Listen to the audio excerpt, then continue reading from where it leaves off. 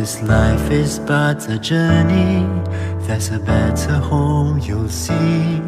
While our steps be here each day, we'll help someone find the way. Lord, we give our hearts to you, make us yours alone. We'll be for you to love and feel, for someone your hand to heal.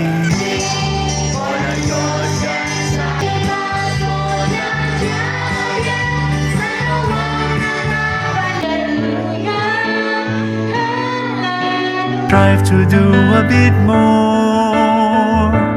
I will go. Ato na welcome, Sister Regine Alvarez.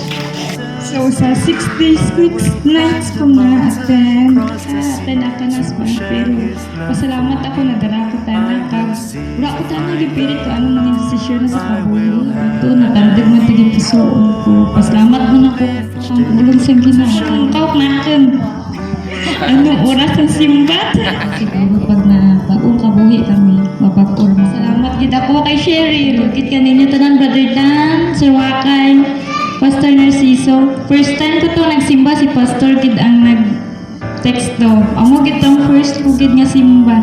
Tapos sanda kang crusade 6 nights. So thank you again.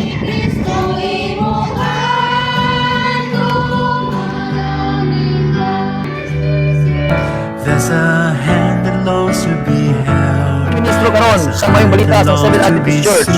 Magabautismo sa imo sa ngalan sa Amay, sa Anak at sa Espiritu Santo. Amen. I will go. Si Sister Regine nagpangita sa kamatuan ang talipayan kalinom sa pangunahuna sa dira ikaw nakilalaan sa pagtuon sa malaang kasulatan. Pusa sinatag na ko ng mga bahay. Imo siyang gilaan pa po ba ni Joshua sa pag-alagad. Nabilang pagko sa pag-alagad, imo silang ibigan ang ilang pagtuo na maggamit sa iglesia ng mga influensya sa katauhan bisan pa sa pubos na panimalay. We cannot climb, there's no ocean wide, we cannot flow, there's no jungle dark, there's no valley deep. Let's give our all to hear His call. Let's give our all to hear His call. Who will go? I will go to those in need.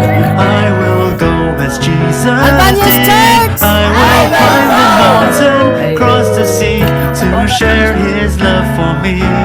I will seek to find the lost. I will help at any cost. I will live each day to show the